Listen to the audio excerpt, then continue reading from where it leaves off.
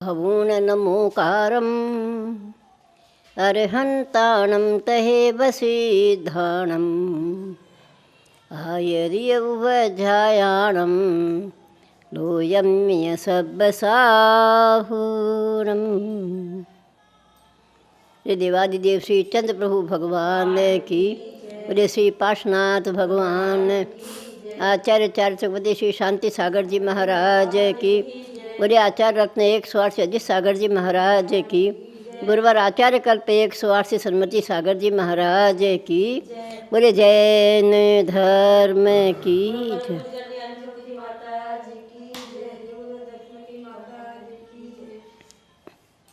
संसार का प्रत्येक प्राणी इस संसार में रहकर जब तक सम्यक्त नहीं होता है तब तक कसाएं दूर होती नहीं है।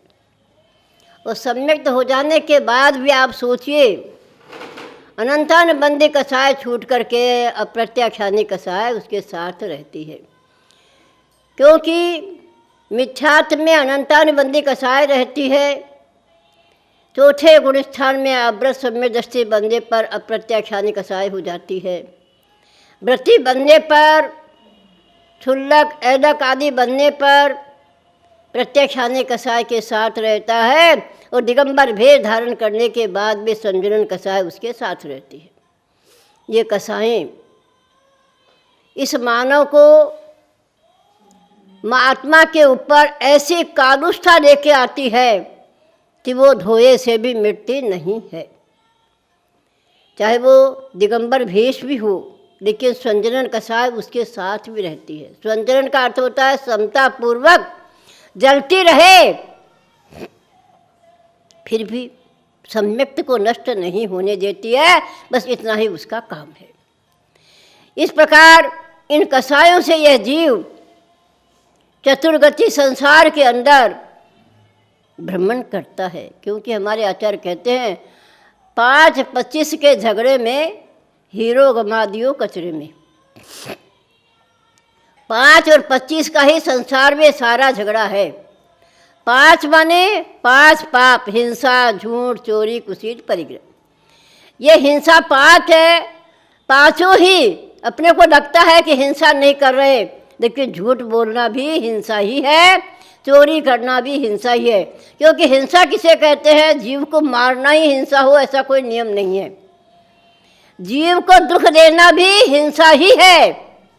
मेरे द्वारा किसी के अंदर विकृति भाव न आए, मेरे द्वारा किसी के क्रोध भाव की उत्पत्ति ना हो, ऐसी भावना जिसके पास होती है वही पापों से दूर हो सकता है। इसलिए ये 5 पाप, चाहे चोरी करो, झूठ बोलो, परिग्रह रखो, ये सारी चीज़ें क्या है? सब हिंसा का ही कारण है। जितना आपके पास परिग्रह होगा उतना ही आरंभ आपको करना पड़ेगा, और जितना आरंभ है वह सब पाप का ही कारण होता है। इसलिए इन सब से हमें दूर रहना पड़ेगा, क्योंकि हमारे आचार्य कहते हैं कि गति के द्वारा हमारा चलना होता है। चलना किसके द्वारा होता है? गति के द्वारा होता है। और मति जब तक हमारे साथ है तब तक हम उसे बदल सकते हैं। उस गति को, चाहे वो हमारी गति कैसी भी हो, चाहे कसाय से चल रही हो, चाहे पाप से चल रही हो, ये भी हमारा एक गमन है। गमन क्या चीज़ होता है? परिणामों को विचलित बनाना, परिणामों में द्वेषता, करुषता उत्पन्न होना, यही हमारी गति का कारण है। और इस प्रकार से जब हम चलते हैं तो हमारी मति कब बदलती है? जब सम्यक्त के सामने आते हैं। लब्धियाँ 5 होती है: क्षयोपशम लब्धि, विशुद्धि लब्धि, देशना लब्धि, प्रायोगम लब्धि और करण लब्धि। ये 5 प्रकार की लब्धियाँ होती है। क्षयोपशम में क्या होता है? पाप को घटाना। और विशुद्धि में क्या होता है? पुण्य को बढ़ाना। और देशना, गुरु का उपदेश मिल जाना, ये भी हमारा पुण्य है कि हमें गुरु मिलते हैं और उनकी देशना हमें प्राप्त होती है।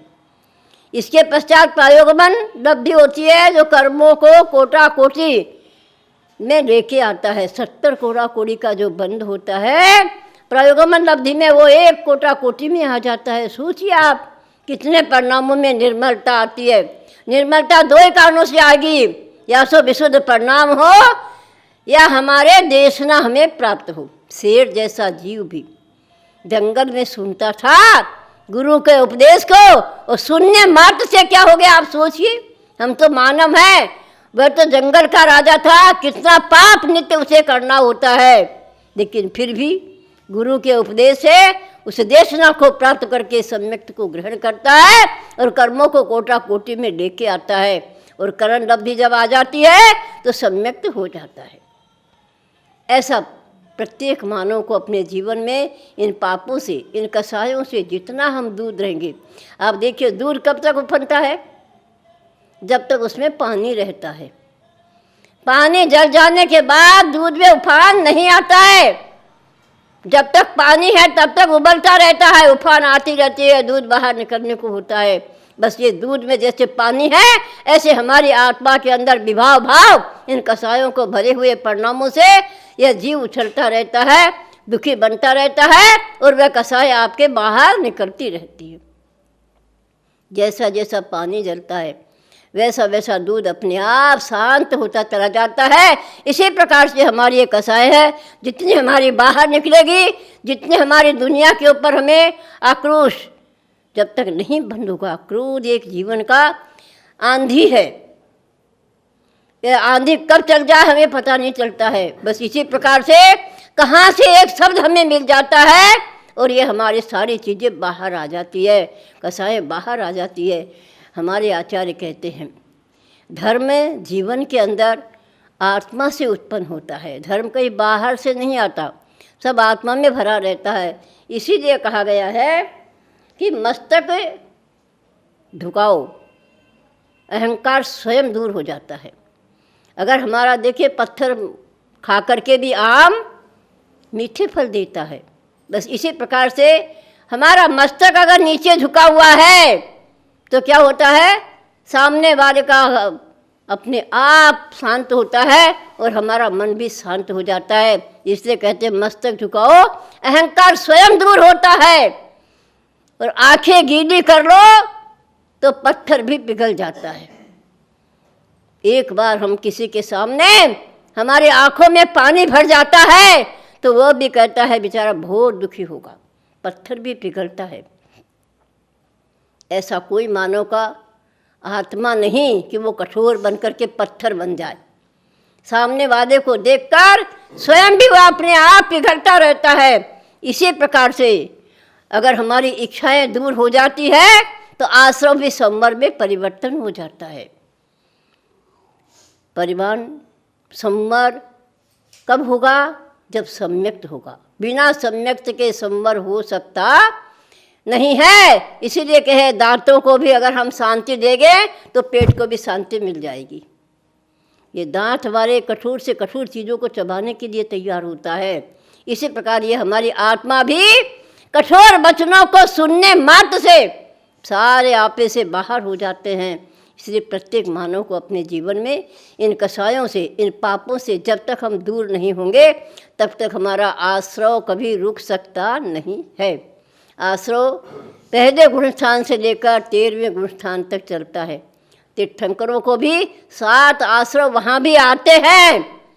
जब तक वो आश्रव पूरे बंद नहीं हो गए तब तक जीव को मोक्ष होता नहीं है। इसलिए उन संवर के साथ अगर हम संयम की साधना करेंगे, आश्रव को रोकने के लिए संयम अति आवश्यक है। बिना संयम के कभी भी आश्रव रुकता नहीं है। इसलिए अगर छोटे छोटे संयम को भी हम धारण करेंगे तो अवश्य हम उस आश्रव को रोककर संवर को प्राप्त होते हुए वैराग्य की ओर आगे बढ़ेंगे। और जब वैराग्य होगा तभी ये कसाय हमारी कम होगी और पापों से हम दूर हो सकेंगे। इसलिए सभी को मेरा बहुत बहुत मंगल आशीर्वाद है कि हम इन 2 चीज़ें से दूर रहें, पाप से और कसायों से। जितना हम दूर रहेंगे उतना हमारे जीवन में स्वयं में शांति आएगी और अपने मन को हम शीतल बना सकेंगे। बोले चंदा प्रभु भगवान की।